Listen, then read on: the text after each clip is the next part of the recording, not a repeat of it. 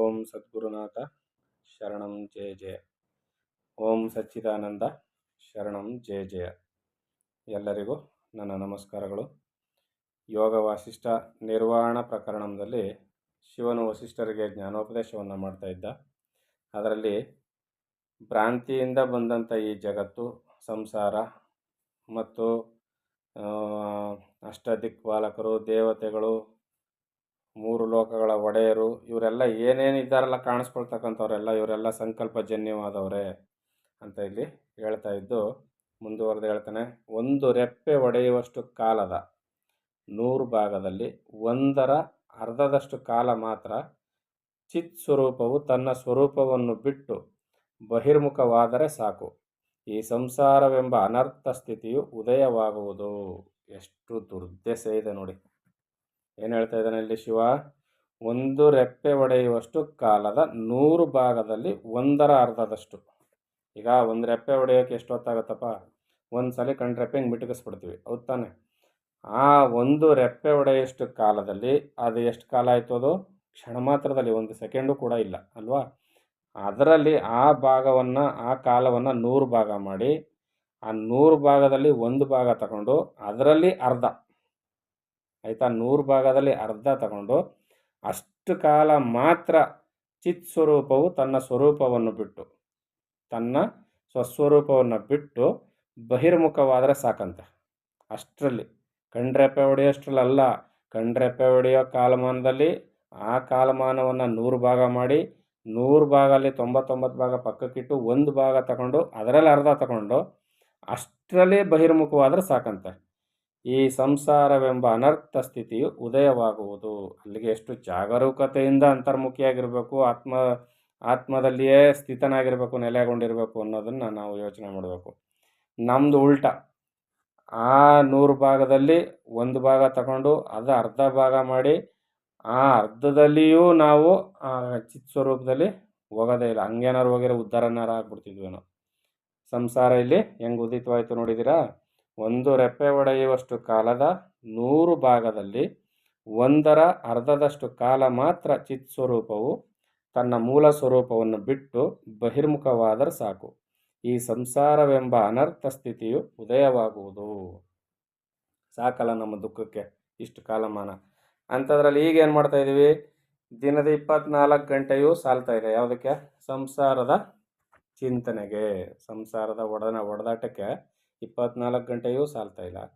ಅಂಥದ್ರಲ್ಲಿ ನಾವು ಮುಕ್ತನಾಗ್ಬಿಟ್ಟು, ನಾನು ಜ್ಞಾನಿ ಆಗ್ಬಿಟ್ಟೆ, ನಾನು ಎನ್ಲೈಟ್ಮೆಂಟ್ ಆಗ್ಬಿಟ್ಟೆ, ನನಗಾಗ್ಬಿಡ್ತು, ಇವೆಲ್ಲ ಸುಮ್ಮನೆ ಅನರ್ಥಕಾರಿಯಾದ ಮಾತುಗಳನ್ನ ನಾವು ಹೇಳ್ಕೊಂಡು ತಿರುಗಾಡಬಾರ್ದು. ಇಲ್ಲೇನು ಹೇಳ್ತಾ ಇದ್ದಾರೆ? ಆ ಸ್ಥಿತಿಯಲ್ಲಿ ನಾವಿದ್ದೀವ, ಆ ಸಾಧನೆ ನಮ್ಮಿಂದ ಸಾಧ್ಯವಾಗಿದೆಯಾ ಮೊದಲು ಯೋಚನೆ ಮಾಡಬೇಕು. ಇಲ್ಲ ಅಂತಂದರೆ ಆ ಸಾಧನೆಗೆ ನಾವು ಒಗ್ಗಿಸ್ಕೋಬೇಕು, ಆ ಸಾಧನೆಯನ್ನು ಮಾಡಿ ಗಿಟ್ಟಿಸ್ಕೋಬೇಕು, ಅಳವಡಿಸ್ಕೋಬೇಕು. ಆ ಚಿತ್ತು ಜ್ಞಾನ ರೂಪವಾಗಿ ಶಿಲೆಯ ಮಧ್ಯದಲ್ಲಿರುವ ಆಕಾಶದಂತೆ ತನ್ನಲ್ಲಿಯೇ ತಾನು ಇರುವುದು. ಶಿಲೆಯ ಮಧ್ಯದಲ್ಲಿರುವ ಆಕಾಶದಂತೆ. ಈಗ ಶಿಲೆಯ ಮಧ್ಯದಲ್ಲಿ ಆಕಾಶ ಅಂದರೆ ಕಲ್ಲು, ಎಲ್ಲಿ ನೋಡಿದ್ರೂ ಕಲ್ಲು, ಅದನ್ನು ಸೀಳಿ ಹಾಕಿದ್ರೂ ಕೂಡ ಅಲ್ಲೆಲ್ಲೂ ಗ್ಯಾಪ್ ಇಲ್ಲ, ಹೌದಾ? ಎಲ್ಲೆಲ್ಲೂ ಕಲ್ಲು. ಆದರೆ ಆ ಕಲ್ಲಿನ ಮಧ್ಯದಲ್ಲಿ ಸೀಳಿದಾಗಲೂ ಕೂಡ ಕಲ್ಲಿನ ಮಧ್ಯದಲ್ಲೂ ಕೂಡ ಆಕಾಶ ಅಂದರೆ ಅವಕಾಶ ಇರ್ತದಂತೆ, ಖಾಲಿ ಜಾಗ ಇರ್ತದಂತೆ, ಸ್ಪೇಸ್ ಇರ್ತದಂತೆ, ಇದೆ. ಯಾಕಂದರೆ ನಾವು ಕಲ್ಲುಗಳನ್ನ ಒಂದು ಕೈ ಹಿಡಿಯಷ್ಟು ಒಂದು ದಪ್ಪ ಕಲ್ಲನ್ನ ತಗೊಂಡು ಸೀಳಿದ್ರೂ ಕೂಡ ಆ ಕಲ್ಲನ್ನ ಇಬ್ಬಾಗ ಮಾಡಿ ನೋಡಿದಾಗಲೂ ಅಲ್ಲಿ ಸಣ್ಣ ಸಣ್ಣ ಪದರುಗಳು ಕಾಣುತ್ತೆ ನಮಗೆ, ಹಳ್ಳ ಕೊಳ್ಳಗಳ ಥರ. ಅದು ಅವಕಾಶಗಳು, ಸ್ಪೇಸ್ ಇರ್ತದಲ್ಲಿ ಅಲ್ವಾ? ಅದನ್ನೇ ಇಲ್ಲಿ ಹೇಳ್ತಾ ಇರೋದು.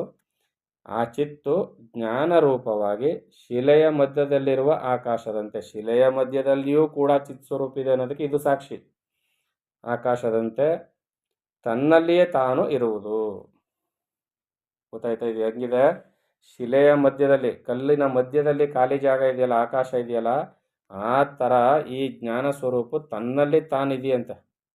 ಅನಾದಿಯಾಗಿ ಎಲ್ಲವನ್ನು ಬೆಳಗುವ ಪ್ರಕಾಶ ಸ್ವರೂಪವಾಗಿ ಇರುವಾಗ ಬ್ರಹ್ಮ ಎನ್ನಿಸಿಕೊಳ್ಳುವುದು. ಬ್ರಹ್ಮ ಅಂದರೆ ಏನು ಅಂತ ಕೇಳಿದ್ರಲ್ಲ, ಅದಕ್ಕೆ ಇಲ್ಲಿ ಹೇಳ್ತಿದ್ದಾರೆ, ಅನಾದಿಯಾಗಿ ಎಲ್ಲವನ್ನು ಬೆಳಗುವ ಪ್ರಕಾಶ ಸ್ವರೂಪವಾಗಿ ಇರುವಾಗ ಬ್ರಹ್ಮ ಎನ್ನಿಸಿಕೊಳ್ಳುವುದು. ಹೀಗೆ ಚಿತ್ತು ಬಹಿರ್ಮುಖವಾಗುವುದರಿಂದ ಸೃಷ್ಟಿಯು ಮಹಾಪ್ರೌಢವಾಗಿ ಬೆಳೆದು ಬಿಡಲು. ಯಾವಾಗ ಈ ಚಿತ್ತು ಬಹಿರ್ಮುಖವಾಗುತ್ತೋ, ಗೊತ್ತಾಯ್ತಲ್ಲ, ಕಣ್ರೆಪ್ಪೆ ಹೊಡೆಯೋಷ್ಟು ಕಾಲದಲ್ಲಿ ಅದರಲ್ಲಿ 100ನೇ ಭಾಗ, ಅದರಲ್ಲಿ ಅರ್ಧ ಭಾಗದಲ್ಲಿ ಈಚೆ ಬಂದ ತಕ್ಷಣವೇ ಅದೇನಾಗುತ್ತೆ, ಜಗತ್ತು ಸಂಸಾರ ಸೃಷ್ಟಿಯಾಗುತ್ತೆ. ಅದು ಆ ಸೃಷ್ಟಿ ಹೇಗೆ ಬೆಳೀತದಪ್ಪ ಅಂದರೆ ಮಹಾಪ್ರೌಢವಾಗಿ, ಸುಮ್ಮನೆ ಅಲ್ಲ, ಮಹಾಪ್ರೌಢವಾಗಿ ಬೆಳೆದು ಬಿಡ್ತಂತೆ, ಅಗಾಧವಾಗಿ ಬೆಳೆದು ನಿಂತು ಬಿಡ್ತಂತೆ. ಅಸತ್ಯವಾದ ದಿಕ್ಕು ದೇಶ ಕಾಲಗಳು ಬಲವಾಗಿ ತಾನೇ ತಾನಾಗಿದ್ದ ಚಿತ್ತು ಸಣ್ಣದಾಗುತ್ತಾ ಬಂದು ಪರಮಾಣುವು ಆಗಿ ಹೋಗಲು. ಈಗ ಯಾವಾಗ ಸಂಸಾರ ದೃಢವಾಗಿ ಮಹಾಪ್ರೌಢವಾಗಿ ಬೆಳೀತೋ ಆಗೇನಾಗುತ್ತೆ, ಅಸತ್ಯವಾಗಿರ್ತಕ್ಕಂಥ ದಿಕ್ಕು ದೇಶ ಕಾಲಗಳು ಎಲ್ಲ ಏನಾಗುತ್ತೆ, ತಾನೇ ತಾನಾಗಿ ಪ್ರಬಲವಾಗ್ತಾ ಹೋಗುತ್ತೆ. ದಿಕ್ಕು ದೊಡ್ಡದಾಗುತ್ತೆ, ಕಾಲ ದೊಡ್ಡದಾಗುತ್ತೆ, ದೇಶ ದೊಡ್ಡದಾಗುತ್ತೆ. ಆಗೇನಾಗುತ್ತೆ, ತಾನೇ ತಾನಾಗಿದ್ದಂಥ ಚಿತ್ ಸ್ವರೂಪು ತುಂಬ ಸಣ್ಣಗಾಗುತ್ತಾ ಬರುತ್ತೆ. ಕಾಣಿಸೋದೇ ಇಲ್ಲ ಅಂದ್ರೇನು, ಅರಿವಿಗೆ ಬರೋದಿಲ್ಲ, ಆ ಮಟ್ಟಕ್ಕೆ ಮರೆಯಾಗುತ್ತಾ ಹೋಗುತ್ತೆ. ಪರಮಾಣುವಿಗಿಂತಲೂ ತುಂಬ ಮರೆಯಾಗುತ್ತಾ ಹೋಗುತ್ತೆ. ಮತ್ತೀಗ ನಾವು ಪತ್ತೆ ಹಚ್ಚೋದು ಹೇಗೆ ಪರಮಾತ್ಮನನ್ನು? ಯಾಕೆ? ಸಂಸಾರದ ಹೊಡೆತ ಜಾಸ್ತಿ ಆಯಿತು, ಪರಮಾತ್ಮ ಪರಮಾಣುಗಿಂತಲೂ ಸಣ್ಣದಾಗಿ ಹೋಗ್ಬಿಟ್ಟ.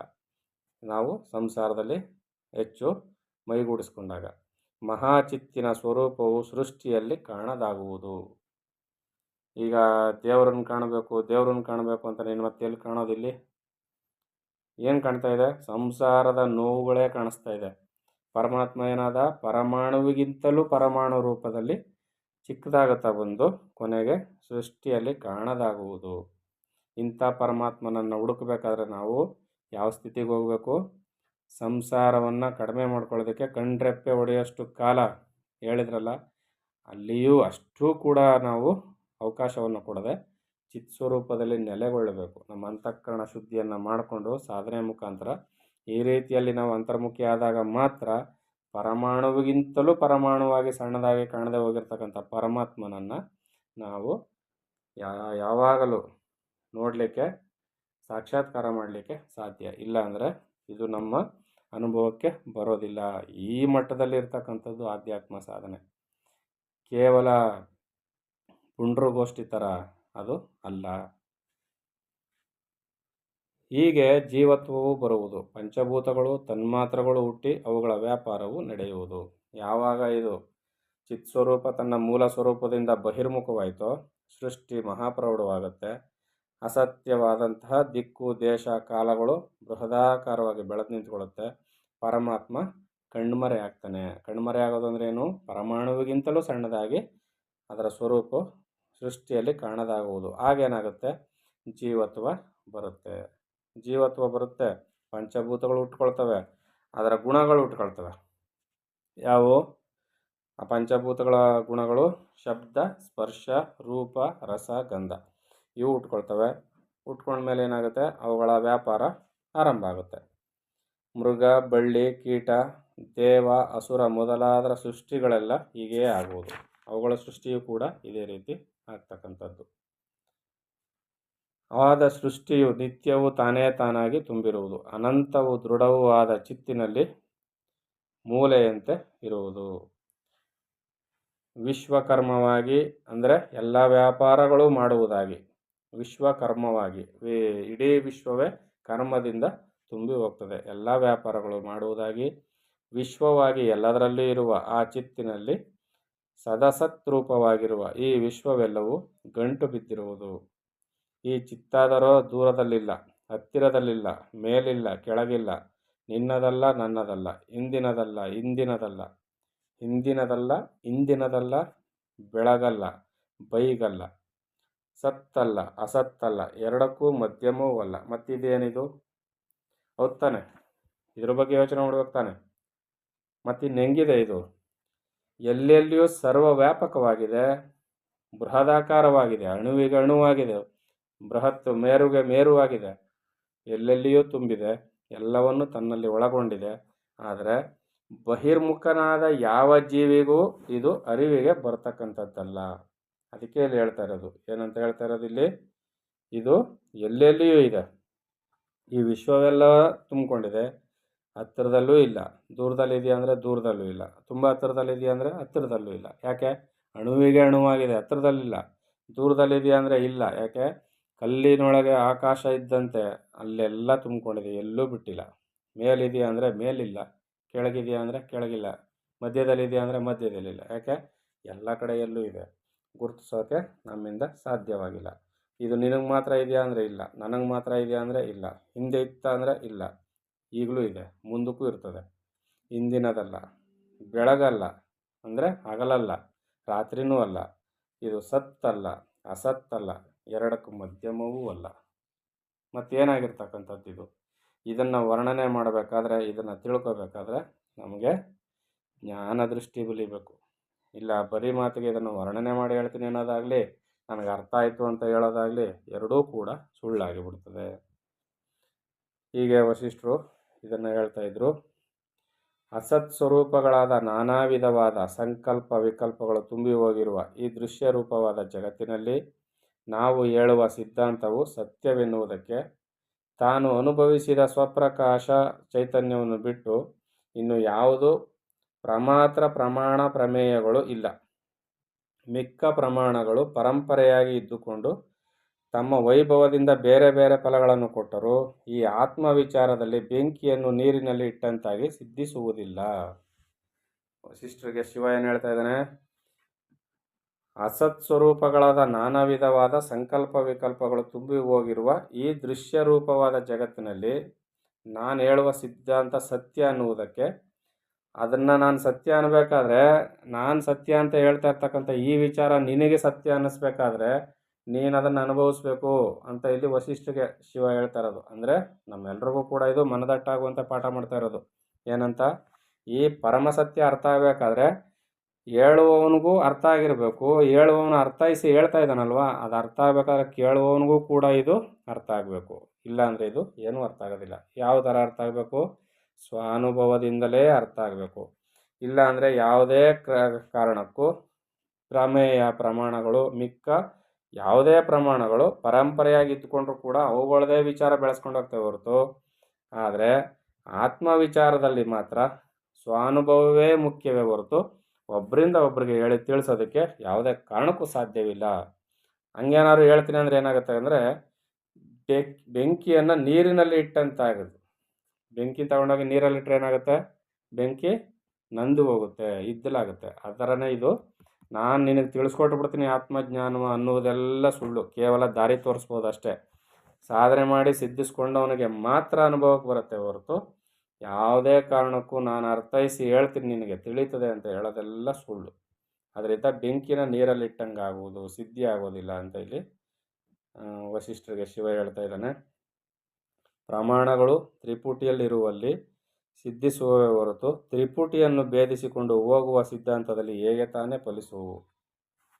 ಎಲೈ ಮುನಿಯೇ, ನೀನು ಕೇಳಿದುದಕ್ಕೆ ನಾನು ಉತ್ತರವನ್ನು ಹೇಳಿದನು. ನಿನಗೆ ಒಳ್ಳೆಯದಾಗಲಿ. ನಾವು ನಮಗೆ ತೋರಿದ ಕಡೆ ಹೋಗೋಣ. ಪಾರ್ವತಿ ಹೇಳು ಅಂತ ಹೇಳೋರು. ಶಿವ ಬಂದ ವಸಿಷ್ಠರ ಮನೆಯಲ್ಲಿ ಇಷ್ಟೆಲ್ಲ ಸ್ವೀಕಾರವನ್ನು ಮಾಡಿ ವಸಿಷ್ಠರ ಪ್ರಶ್ನೆಗಳಿಗೆ ಉತ್ತರವನ್ನು ಕೊಟ್ಟು, ಪಾರ್ವತಿ ನಾನು ಬಂದ ಕೆಲಸ ಆಯಿತು, ನಡಿ ಹೋಗೋಣ ಅಂತ ಹೊರಡೋದಕ್ಕೆ ಅನುವಾದರು. ಶ್ರೀ ವಸಿಷ್ಠನ್ ಹೇಳ್ತಾನೆ ರಾಮನಿಗೀಗ, ಈಶ್ವರನು ಹೀಗೆ ಹೇಳಿ ತಾನು ಒಪ್ಪಿಸಿದ ಪುಷ್ಪಾಂಜಲಿಯನ್ನು ಕೈಗೊಂಡು ತನ್ನ ಪರಿವಾರದೊಡನೆ ಆಕಾಶವನ್ನು ದಾಟಿಕೊಂಡು ಹೊರಟು ಹೋದನು. ನನ್ನ ಗುಡಿಸಲಿಗೆ ಬಂದು ನಿಜವಾದ ದೇವರು, ನಿಜವಾದ ಪೂಜೆ, ಸೃಷ್ಟಿಕ್ರಮ, ಜೀವಕ್ರಮ ಎಲ್ಲವನ್ನು ತಿಳಿಸ್ಕೊಟ್ಟು ರಾಮ ಉಮಾಪತಿಯು ಹೊರಟು ಹೋದನು ಅಂತ ಹೇಳ್ತಾ ಇದ್ದಾರೆ. ಹೀಗೆ ಉಮಾಪತಿಯಾದ ತ್ರಿಭುವನೇಶ್ವರನಾದ ಮಹಾದೇವನು ಹೊರಟು ಹೋಗಲು ಒಂದು ಗಳಿಗೆ ಆ ಸಂಗತಿಯನ್ನೇ ಸ್ಮರಿಸಿಕೊಳ್ಳುತ್ತಿದ್ದು, ಶ್ರಮವಂತರಾದವರು ಬೇಡವೆನ್ನುವ ಬಾಹ್ಯ ದೇವಾರ್ಚನೆಯನ್ನು ತ್ಯಜಿಸಿ ಈಶ್ವರೋಪದೇಶದಿಂದ ಮತ್ತೆ ಶ್ರದ್ಧಾದಿಗಳು ಉದಯಿಸಿರಲು ಪವಿತ್ರವಾದ ಹೊಸ ಬುದ್ಧಿಯಿಂದ ಈಶ್ವರೋಕ್ತವಾದ ಆತ್ಮದೇವತಾರ್ಚನೆಗಳನ್ನು ಅಂಗೀಕರಿಸಿದೆನು.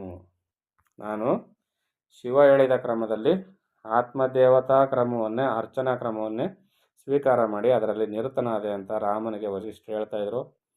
ಮುಂದುವರೆದು ಏನು ಹೇಳ್ತಾರೆ ಅಂತ ನೋಡೋಣ ಮುಂದಿನ ಆಡಿಯೋದಲ್ಲಿ. ಎಲ್ಲರಿಗೂ ಒಳ್ಳೆಯದಾಗಲಿ. ಓಂ ಸದ್ಗುರುನಾಥ ಶರಣಂ ಜಯ ಜಯ. ಓಂ ಸಚ್ಚಿದಾನಂದ ಶರಣಂ ಜಯ ಜಯ. ಹರಿ ಓಂ ತತ್ಸತ್. ಹರಿ ಓಂ ತತ್ಸತ್. ಹರಿ ಓಂ ತತ್ಸತ್.